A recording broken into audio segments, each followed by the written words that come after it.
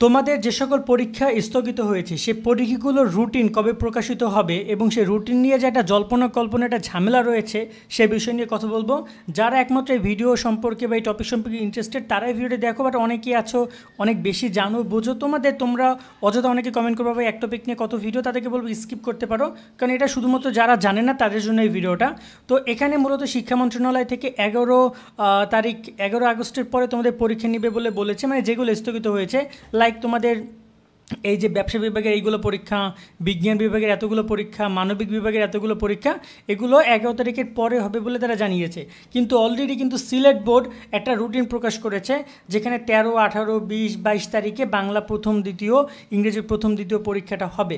তাহলে কি হচ্ছে এখন এখানে যে পরীক্ষা স্থগিত করেছে, এই যে পরীক্ষাগুলো স্থগিত করেছে মানবিক বিভাগের, বিজ্ঞান বিভাগের, এখানে কিন্তু সিলেট বোর্ডের পরীক্ষা স্থগিত, মানে সকল বোর্ডের পরীক্ষা স্থগিত। আবার সিলেট বোর্ডের এই 4টা পরীক্ষা হয় নাই।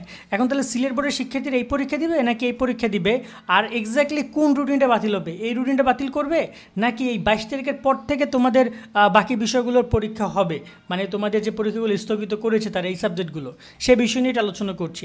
দেখো প্রথমত তোমাদের পরীক্ষাগুলো প্রথমে তারা স্থগিত করেছিল 21 তারিখ থেকে 25 তারিখ, তার আগে 18 তারিখে পরীক্ষা স্থগিত করেছে, এরপরে 25 তারিখের পরে এসে 28 তারিখ থেকে 1 তারিখ পর্যন্ত পরীক্ষা তারা স্থগিত করেছে। সর্বশেষ এখন পর্যন্ত 4 তারিখ পর্যন্ত পরীক্ষা হবে আমার এই ভিডিও আপডেট অনুযায়ী। সেই 4 তারিখও কিন্তু চেঞ্জ হইতে পারে, যদি পরিবেশ পরিস্থিতি খারাপ হয় সেক্ষেত্রে 4 তারিখে পরীক্ষা স্থগিত হইতে পারে, বাট এই মুহূর্তে সেটা কিন্তু হয় নাই। 1 তারিখ পর্যন্ত আপাতত পরীক্ষা স্থগিত। তার মানে দেখা যায় অলরেডি যদি আমরা কথা বলি প্রায় 10 থেকে 15টা সাবজেক্টে পরীক্ষা স্থগিত রয়েছে। আর এই পরীক্ষাগুলো কবে হবে তা নিয়ে সবচেয়ে বেশি সমস্যা, এবং রুটিনটা কবে দিবে। সো প্রথমত বোঝো, এখানে শিক্ষা মন্ত্রণালয় থেকে বলেছিল যে পরীক্ষাটা, যে পরীক্ষাগুলো স্থগিত হয়েছে তা আমরা 11 আগস্টের পরে নিব। এখন স্থগিত শুধুমাত্র তো তোমাদের এইগুলো হয় না, এই যে এখানে ভূগোল থেকে তো হয় না, 18 তারিখ থেকে তোমাদের প্রায় 1 তারিখ পর্যন্ত পরীক্ষা স্থগিত, শুধু এইগুলো হয় না, কারণ প্রথম দিকে এই যে বাংলা, ইংরেজি এইগুলোও কিন্তু পরীক্ষা স্থগিত হয়েছিল, তবে শুধু সেটা সিলেট বোর্ড। এবং সিলেট বোর্ড কী করেছে, তারা অনেক আগেই এই রুটিন প্রকাশ করে দিয়েছে। রুটিনটা প্রকাশ করেছে 30 জুন, তারা কিন্তু অলরেডি রুটিনও প্রকাশ করে দিয়েছে যে এই রুটিন অনুযায়ী পরীক্ষাটা হবে আগস্টের 11 তারিখের পরে, 13 আগস্ট, 18 আগস্ট, 20 আগস্ট এবং 22 আগস্ট। এখন এখানে প্রশ্নের অ্যান্সার এই যে এই রুটিনটাকে স্থগিত করবে, করে নতুন রুটিন প্রকাশ করবে এই সাবজেক্টগুলোর জন্য, ব্যাপারটা আসলে কীরকম হতে যাচ্ছে। দেখো আমরা বোর্ডের কর্মকর্তার সাথে কথা বলেছিলাম, তারা বলেছে এখানে সকল বোর্ড অনেক বেশি গুরুত্বপূর্ণ। সিলেট বোর্ডের পরীক্ষাগুলো হয়তো বা 2 লাখ শিক্ষার্থী পরীক্ষা দিবে, বাট সকল বোর্ডের পরীক্ষাগুলো দিবে প্রায় 14 লাখ শিক্ষার্থী। সেখানে 2 লাখ শিক্ষার্থীর জন্য তো 14 লাখ শিক্ষার্থী অপেক্ষা করবে না। সো এই জায়গায় তোমাদের যে 11 তারিখে পরীক্ষাটা শেষ হচ্ছে, নর্মালি 11 তারিখ রবিবার যে পরীক্ষাটা শেষ হবে ফিনান্সের মাধ্যমে, এই পরীক্ষার পরই তোমাদের রুটিন প্রকাশিত হবে।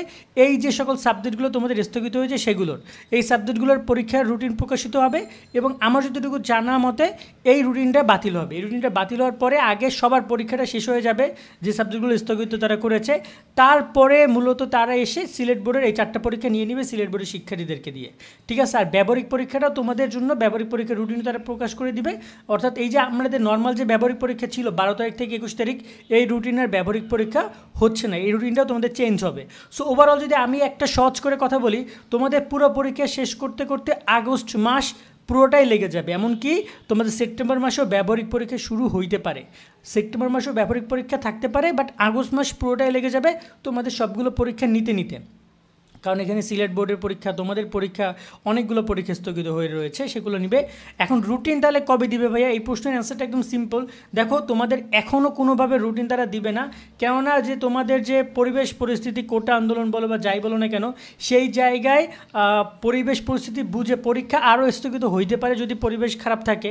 সেক্ষেত্রে তারা এখন তার রুটিন দিয়ে আবার একটা ঝামেলা করবে না বা শিক্ষার্থীদের কনফিউজ করবে না, তারা এই মুহূর্তে অপেক্ষা করছে যে পরিবেশ কেমন সেটার উপরে।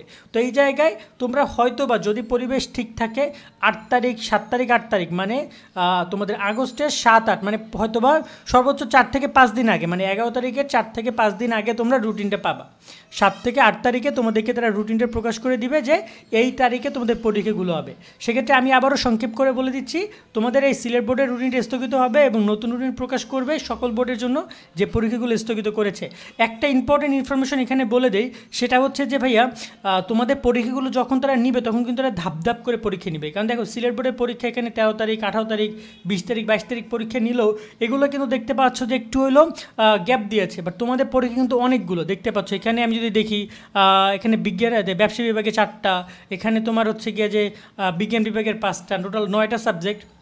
আর এখানে মানবিকের 3, 3, 6, 6, 3, 9, 9, 3 হচ্ছে তোমার 11, 11 আর 9 20টা সাবজেক্টে পরীক্ষা নিবে তারা।